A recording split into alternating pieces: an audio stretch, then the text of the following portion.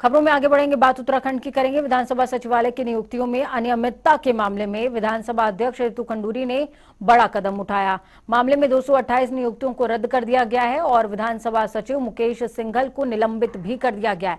जांच रिपोर्ट के आधार पर विधानसभा अध्यक्ष ने साल 2016 में हुई 150, 2020 में हुई 6 और 2021 में हुई 72 नियुक्तियों को रद्द किया है। उन्होंने बताया कि 2011 से पहले की नियुक्तियां रेगुलर हैं, उन पर कानूनी राय लेने के बाद ही हम फैसला लेंगे। आपको बता दें कि विधानसभा अध्यक्ष ने विशेषज्ञ समिति की रिपोर्ट के आधार पर यह फैसला लिया है। प्रेस कॉन्फ्रेंस के दौरान रितु खंडूरी ने साफ कहा कि युवाओं को नाराज होने की जरूरत नहीं है। 2016 और 2021 में नियुक्तियां हुई थी, उनमें अनियमितताएं थी। जांच के बाद नियुक्तियां निरस्त करने का निर्णय लिया जा सकता है।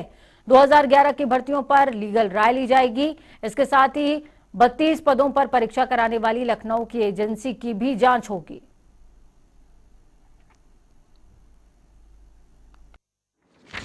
जांच समिति की में दी गई विभिन्न सिफारिशों एवं सुझावों पर कार्रवाई जारी रहेगी। इसमें विधानसभा सचिवालय में कर्मचारी अधिकारियों की राइट साइजिंग, ई ऑफिस, ई विधान, पदोन्नति तथा सेवा नियमों में सुधार शामिल रहेगा।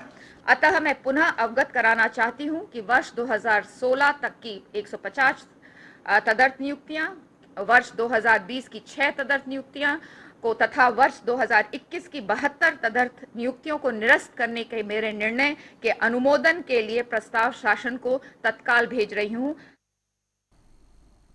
तो वही विधानसभा अध्यक्ष ने 2016 से पहले की 228 नियुक्तियां निरस्त कर दी। आपको बता दें, जिसके बाद विधानसभा भवन में कर्मचारी रोते हुए नजर आए हैं। साथ ही एक महिला कर्मचारी नौकरी निरस्त होते ही बेहोश भी हो गई।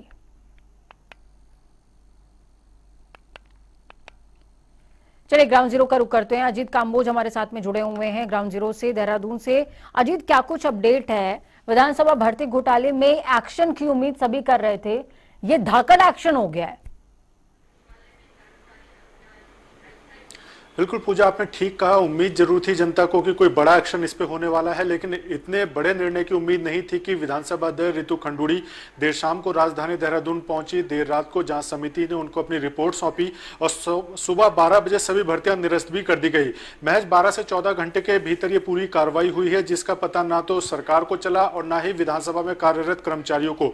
सभी कर्मचारी सुबह तैयार होकर विधानसभा पहुंचे जरूर, लेकिन 12 बजते बजते जिस तरह की अटकलें और सुर्खियां चलनी शुरू हुई कि रिपोर्ट सार्वजनिक होने वाली है और कुछ ही देर बाद विधानसभा अध्यक्ष फैसला लेंगी, तो 12 बजे जब पत्रकार वार्ता शुरू हुई तो विधानसभा अध्यक्ष ने सीधे तौर पर जो बात कही, 2016 की 150 भर्ती, 2020 की 6 और 2021 की जो सीधे तौर पर 72 भर्तियां थी जो सबसे ज्यादा चर्चाओं में रही, एक साथ 228 भर्तियों को यहां पर निरस्त कर दिया गया है और उनका अनुमोदन भी शासन को तत्काल भेज दिया गया है।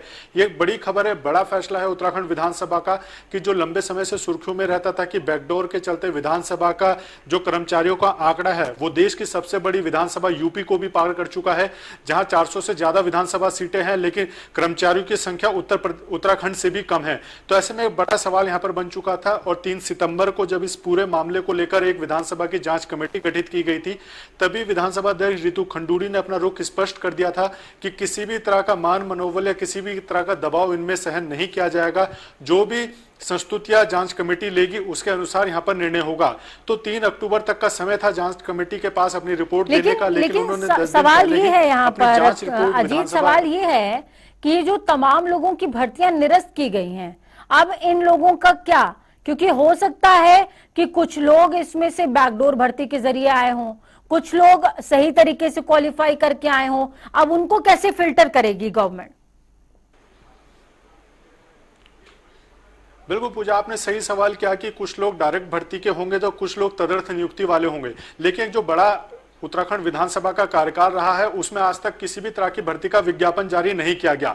2021 के दिसंबर में ही एक भर्ती का विज्ञापन जारी किया गया था जिसमें लगभग 1000 रुपए के करीब एडमिशन फॉर्म की वहां पर फीस रखी गई थी रजिस्ट्रेशन के लिए, लेकिन वो परीक्षा कहां गई आज तक उसका किसी को पता नहीं चला है। 2021 से पहले कोई भी भर्ती परीक्षा विधानसभा स्तर पर आयोजित नहीं की गई, ना ही यूके SSC ना ही यूके PSC के माध्यम से विधानसभा को लेकर कोई डेडिकेटेड परीक्षा आयोजित की गई। 2021 के दौरान ही जब निवर्तमान मुख्यमंत्री त्रिवेंद्र सिंह रावत थे तो उन्होंने आयोग के माध्यम से परीक्षाएं जरूर कराने की बात कही थी। ये भी सूत्रों के हवाले से था, सार्वजनिक कुछ भी नहीं हो पाया था। और दिसंबर 2021 में ही ये 72 भर्तियां जो निवर्तमान विधानसभा अध्यक्ष प्रेमचंद अग्रवाल की तरफ से की गई थी, इसी के बाद ये पूरा हो हल्ला मचा कि कैसे एक बैकडोर तरीके से विधानसभा अध्यक्ष अपने चहेतों को भर्ती कर सकते हैं। और जब पड़ते खुलने लगी तो वो पिछले 2012 से 2017 तक की विधानसभा अध्यक्ष के तौर पर गोविंद सिंह कुंजवाल की जिम्मेदारी संभालने तक की बातें उछलने लगी कि उनके समय में 150 लोगों को तदर्थ नियुक्तियां दी गई हैं। उसके बाद विधानसभा अध्यक्ष के तौर पर प्रेमचंद अग्रवाल ने कमान संभाली तो उन्होंने पहले 2020 में 6 लोगों को नियुक्त किया और 2021 में जाते जाते 72 लोगों को नियुक्ति पत्र प्रदान कर दिए गए और उनका सैलरी स्ट्रक्चर भी 30 मार्च 2022 को जारी किया गया। इसमें बड़ा सवाल यह भी खड़ा होता है, 29 मार्च को बतौर वित्त मंत्री प्रेमचंद अग्रवाल ने शपथ ली और 30 मार्च को जो विधानसभा में नियुक्तियां की गई थी उनका सैलरी स्ट्रक्चर जारी कर दिया गया। तो इसको लेकर भी तमाम तरह के सवाल जवाब यहां पर हो रहे हैं कि पिछले जो दिसंबर से मार्च तक का कर्मचारियों ने काम किया उसके वेतन का क्या होगा, उनका वेतन आहरण कैसे होगा। तो तमाम सवाल जवाब हो रहे थे और प्रेमचंद अग्रवाल सीधे तौर पर निशाने पर थे कि निवर्तमान प्रदेश अध्यक्ष के तौर पर उन्होंने नियुक्तियां की और नई सरकार में वित्त मंत्री बनते ही उन्होंने उनका सैलरी स्ट्रक्चर भी घोषित कर दिया। तो तमाम सवालों के जवाब अब सरकार विधानसभा अध्यक्ष को देने होंगे। हालांकि यह बड़ा निर्णय हुआ है और सीधे तौर पर 228 लोगों को सीधे तौर पर यहां पर नौकरी से बाहर कर दिया गया है।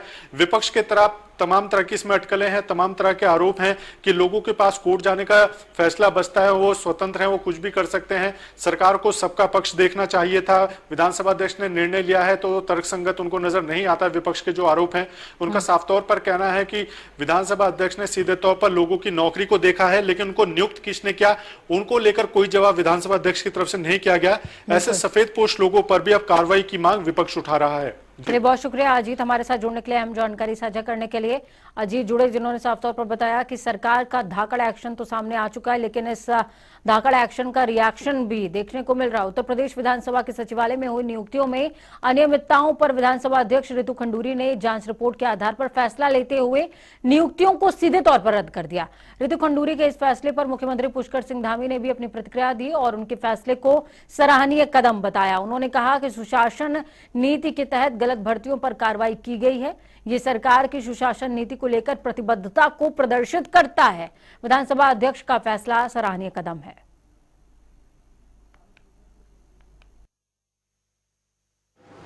देखिए, मैंने विधानसभा अध्यक्ष जी से पूर्व में ही अनुरोध किया था कि जो भी विवादित नियुक्तियां हैं, भर्तियां हैं, उनकी जांच करवाएं और जांच करवाने के बाद जो भी भर्तियां गलत पाई जाती हैं उनको निरस्त करने की कार्रवाई करें। मैं विधानसभा अध्यक्ष जी का धन्यवाद देता हूं कि जो हमारी सरकार की माननीय प्रधानमंत्री मोदी जी के नेतृत्व में पूरे देश के अंदर नीति है, पारदर्शिता की नीति, सुशासन की नीति, उस पर आगे बढ़ते हुए आज ये सभी भर्तियां निरस्त करने का जो निर्णय लिया गया है उसके लिए मैं विधानसभा अध्यक्ष जी का धन्यवाद करता हूं। और आगे भविष्य में विधानसभा के अंदर होने वाली सभी भर्तियाँ पारदर्शिता तरीके से हों, व्यवस्थित तरीके से हों और एक नियम और नियमावली के आधार पर भर्तियां हों, उसके लिए हम आगे इसका पूरा खाका तैयार करेंगे, पूरी योजना बनाएंगे कि सभी भर्तियां जो है एक नियम के तहत हों और नियमावली के तहत हों।